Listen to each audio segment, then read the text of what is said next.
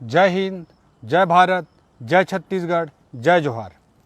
दोस्तों, आज कोरोना और हमारे मजदूर भाई बहन इस विषय पर मैं बात करने के लिए आपके सामने उपस्थित हो रहा हूं। दोस्तों, अभी जो हमारी पत्रिका समाचार पत्र है, पत्रिका ग्रुप ने एक जूम पर एक बड़ा कॉन्फ्रेंस कराया था। उसमें मुझे उन्होंने इनवाइट किया था, मैं उसमें भाग लिया था। उसमें मैं तरह तरह के लोगों के विचारों को सुन पाया, जान पाया, अपने अनुभवों को भी मैंने वहाँ पे शेयर किया। तो ओवरऑल जो मेरे दिमाग में बातें आई, वहाँ पे जो एक्सपीरियंस आया, उसको मैं आप सब लोगों के साथ शेयर करना चाहूँगा। आज कोरोना की मार पूरी मानवता पे, पूरे विश्व पे, पूरे भारत देश पे और हमारे छत्तीसगढ़ पर पड़ रही है। ऐसी स्थिति में आज मजदूर भाई अलग अलग जगहों से मजबूरीवश पलायन कर करके हमारे छोटे छोटे गांवों में पहुंच रहे हैं। पूरा छत्तीसगढ़ के गांव में पहुंच रहे हैं, चाहे जांजगीर चांपा जिला लें, चाहे बलौदाबाजार जिला लें, चाहे रायगढ़ जिला लें। इस तरह के हर क्षेत्र में हम लें, बस्तर के क्षेत्र में हम लें कि तेलंगाना साइड से हमारे मजदूर भाई बहन आ रहे हैं, और विशेषकर सेंट्रल छत्तीसगढ़ में ये ज़्यादा और भी अलग रूप में दिखाई दे रहा है। तो ऐसी स्थिति में जो मजदूर भाई बहन परेशान हो रहे हैं, जो उनको दिक्कतें सामने आ रही हैं, और आज कोरोना के कारण उनका जो रोजगार छीन गया है, उस स्थिति में सरकार से मैं कुछ गुजारिश करना चाहूँगा कि कुछ महत्वपूर्ण कदम उठाए। ये आज समय की ज़रूरत है। एक मैं कहना चाहूँगा कि रोजगार गारंटी के तहत हर गांव में काम खोले जाएं। भारत सरकार निश्चित रूप से इसमें बहुत उदार होकर के काम कर रही है। भारत सरकार ने रोजगार गारंटी योजना का, मनरेगा का बजट भी बढ़ा दिया है। लेकिन मैं स्टेट गवर्नमेंट से भी गुजारिश करना चाहूँगा कि कम से कम 50 दिन का अतिरिक्त रोजगार राज्य सरकार के माध्यम से उपलब्ध कराएं।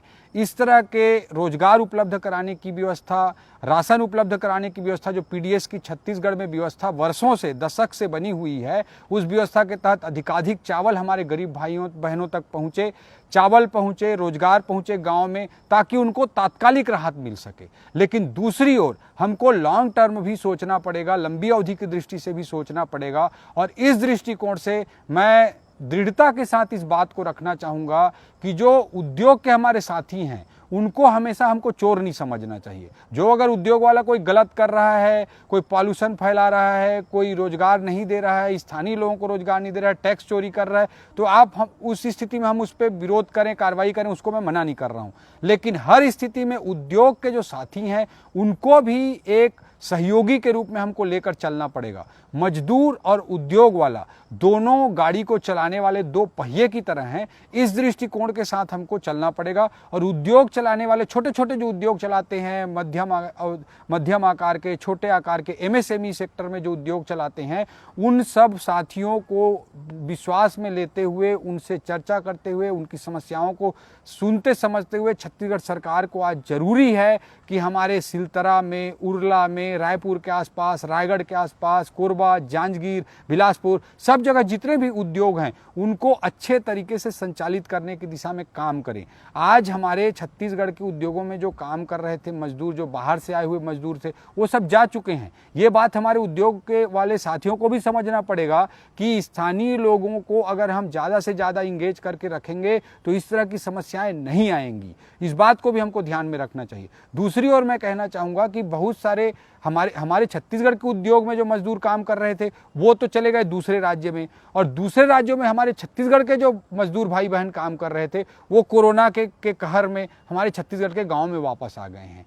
तो एक तरह से मैं मानता हूं कि कुछ उद्योगों के लिए कई तरह के स्किल वाले मजदूर हमारे छत्तीसगढ़ के अंदर ही उपलब्ध हैं। इसलिए एक स्किल मैपिंग कराने की छत्तीसगढ़ सरकार को बेहद और सख्त जरूरत है। ऐसी स्थिति में एक स्किल मैपिंग कराए छत्तीसगढ़ सरकार, कलेक्टर के माध्यम से, सीओ जनपद के माध्यम से, ग्राम पंचायतों में ग्राम पंचायत सचिव, सरपंच से सर्वे करते हुए एक फॉर्मेट डेवलप करके एक सर्वे तत्काल कराए कि किस तरह के मजदूर आए हैं, जो हमारे मजदूर भाई बहन आए हैं, वो किस तरह का काम करते थे और किस तरह के काम में दक्ष हैं, वो किस तरह के काम चाहते हैं। और दूसरी तरफ रोजगार विभाग, उद्योग विभाग के माध्यम से सरकार सभी उद्योगों से ये जानकारी ले कि किस तरह के स्किल वाले उसको मजदूरों की ज़रूरत है। तो इस तरह से जिस तरह के मजदूर उद्योगों को चाहिए और जिस तरह के रोजगार हमारे ग्रामीण मजदूर भाई बहनों को चाहिए, उनके बीच के गैप को ख़त्म स्किल मैपिंग के माध्यम से किया जा सकता है। ऐसी परिस्थिति में सरकार को तत्काल स्किल मैपिंग करा के इन दोनों को जोड़ने की ज़रूरत है ताकि अधिकाधिक रोजगार की स्थिति निर्मित की जा सके। दूसरी ओर मैं यही कहना चाहूँगा कि दोनों पक्षों को ध्यान में रखते हुए अच्छे से सरकार काम करे। हम लोग विपक्ष में हैं, हम लोगों के पास तो सिस्टम अभी नहीं है, हम लोगों के पास रिसोर्सेस उस तरह से नहीं है हमारे पास, लेकिन मैं यही कहना चाहूँगा कि अभी भी हर जगह से हम लोगों के पास भी लोग फ़ोन करते हैं कि हम यहाँ फंसे, हम वहाँ फंसे हैं। लेकिन दुर्भाग्य की बात है कि छत्तीसगढ़ की कांग्रेस सरकार कहीं से भी मजदूरों को लाने की दिशा में कोई ढंग से प्रयास नहीं कर रही है। मैं ये भी कहना चाहूँगा कि यहाँ तक स्थिति बदतर है कि अपना मैं खुद का अनुभव बताना चाहूँगा कि कुछ सैनिक भाई हमारे थे, हमारे हैं, वो बेंगलोर में रिटायर हो गए थे। कुछ सैनिक हमारे साथी इस लॉकडाउन के दौरान, उनको यह छत्तीसगढ़ आना था। आर्मी उनको सारी सुविधाएं देने के लिए तैयार थी, गाड़ी वाड़ी सब कुछ आने के लिए, सब कुछ देने के लिए तैयार थी, लेकिन उनको एक परमिशन भर चाहिए था कि यहाँ आने के लिए एनओसी मिल जाए।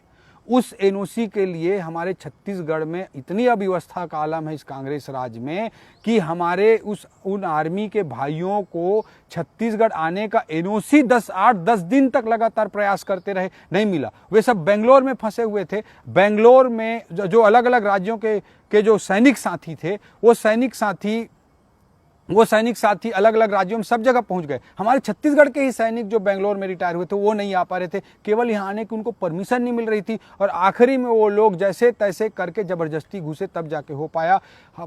ये प्रशासन में जो हमारे अधिकारी हैं वो सब इस सरकार के करतूतों से डरे हुए हैं।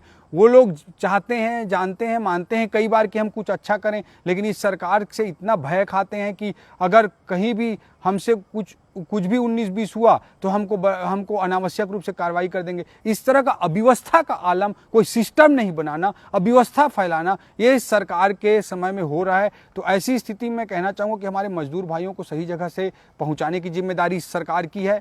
दूसरी तरफ उनको सही ढंग से रोजगार, अन्न उपलब्ध कराएं तात्कालिक राहत के रूप में, और तीसरी जो स्किल मैपिंग करके उनको रोजगार से उद्योगों के साथ जोड़ें ताकि हमारे छत्तीसगढ़ के उद्योग हैं उनको स्थानीय स्तर पर हमारे मजदूर मिल सकें। उससे हमारे स्थानीय लोगों को रोजगार भी मिलेगा और उद्योगों को भी कहीं भाग गए, चले गए वाली समस्या का सामना नहीं करना पड़ेगा। तो इस तरह से एक विन विन सिचुएशन क्रिएट किया जा सकता है। तो मजदूर भाइयों की दशा को समझे सरकार और संवेदनशील होते हुए आगे बढ़े। 28 में से 23 जिला के कलेक्टर बदलने के में लिप्त होने के बजाय मजदूरों की दशा पर ज़्यादा ध्यान दे। आज हमारे छत्तीसगढ़ में इस समय की ज़रूरत है, यह बात मैं रखना चाहता हूँ। जय हिंद, जय भारत, जय छत्तीसगढ़, जय जोहार।